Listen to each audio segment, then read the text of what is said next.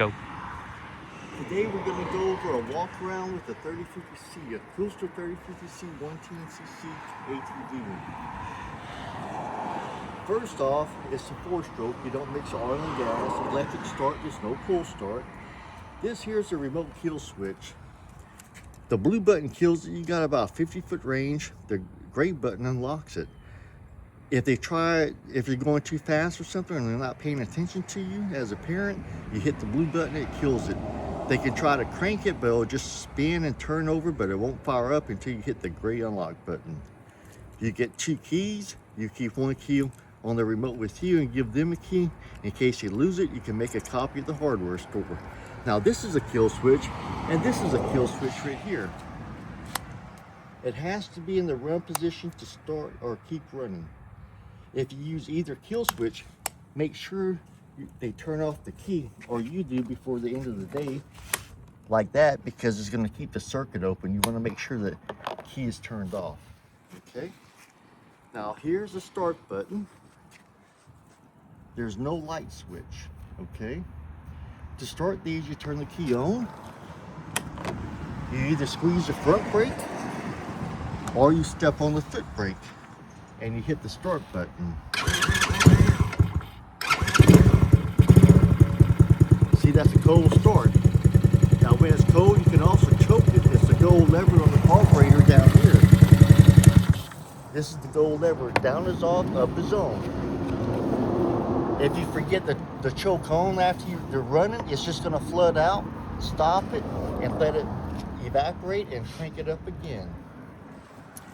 Now up here in the front, this is the front brake. Okay, it's a mechanical drum for the front. To lock the brake, you pull it back and press this button down, and this is your speed governor. The more you go in with this screw, the slower it goes. But you need to loosen up the jam nut before you do it, and also tighten it after you get finished. Remember, loosen and tighten the jam nut before and after you get through the adjustment. To release the brake, what this does, it blocks the throttle, how far the throttle will open up, this screw. This is the throttle here. To release the brake, you just squeeze, and that releases the brake, the front brake. Now the rear, this is the rear parking brake. To activate it, you step on the foot pedal here, and then you pull. You don't pull without stepping on the foot pedal because there's too much tension here, okay? So to release it, you do the same thing. You step on the foot pedal to release the back parking brake. Now the headlights only come on after the engine is running. The tail lights come on after you turn the key on and squeeze the brake. You'll see a tail light. Okay, it's LED lights in the front and rear. Now on the gas, try to use ethanol free. It's going to hold a little over half a gallon.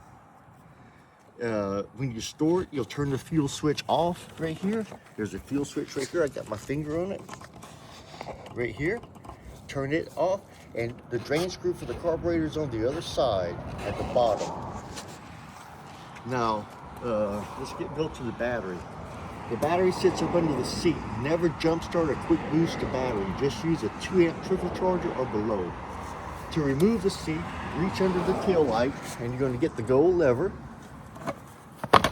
and you pull the seat up, and your battery is going to sit right here. You don't have to take the battery out to charge it. Just remove the seat and pull these back a little bit and put the little alligator clamps on the charger on each one, black to black and red to red. Now here's the inline fuse that you need to know about. It's in another video.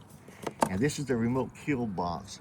If it ever locks up on you in the future, if the battery goes dead in the little fob, you just follow this box and unplug the big white connection that these wires go to. Now when you travel, take the seat off because the wind can take it. Or if you don't have a bungee cord to go over the seat when you travel. To put it back on, it's just like that. Don't allow the kids to sit on the racks. It's only made for 22 pounds. Now I have a video on how to lube and adjust a chain. It will be something that needs to be done from time to time. Watch the video, very important. Changing the oil, I have a video on how to change the oil. The oil what we prefer to use is 1540 conventional. Do not use a synthetic oil, just conventional. If you can't find 1540, you can use 1030 or 1040, but make sure it's just a conventional oil, and it only takes 3/4 of a quart.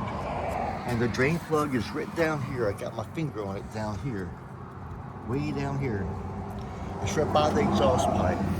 It's a 17 millimeter. Take a socket and a ratchet and take the plug all the way out, drain the oil, put the plug back in, make sure you don't cross thread it, and take your dipstick out right here and put the oil directly in there. Remember, 3/4 of a quart, that's all you need. Change it after that first day's ride, then the next 8 hours of riding time, then 16 hours of riding time, and 25 to 30 thereafter. The first oil change is probably the most important one. Now after a couple of, we consider the break-in period 4 oil changes. So at that point when the engine is cold, just check these head nuts up here, these 4, and the 2 exhaust nuts. Take a number 10 wrench and snug them. Don't over tighten them, just kind of snug them. Check your wheels, make sure they're tight. If you have to tighten up any, take the cotter pin out the center, take a lug wrench or a bigger socket and turn it 1 notch and put the pin back in. Then we also have some black center nut caps to put over here. You take them, squeeze, push, and twist, they'll lock in place over here, over the washer. Also check your racks and your handlebars at that 4th oil change. And check your motor mount right here. There's a motor mount here. Check those at least every 6 months.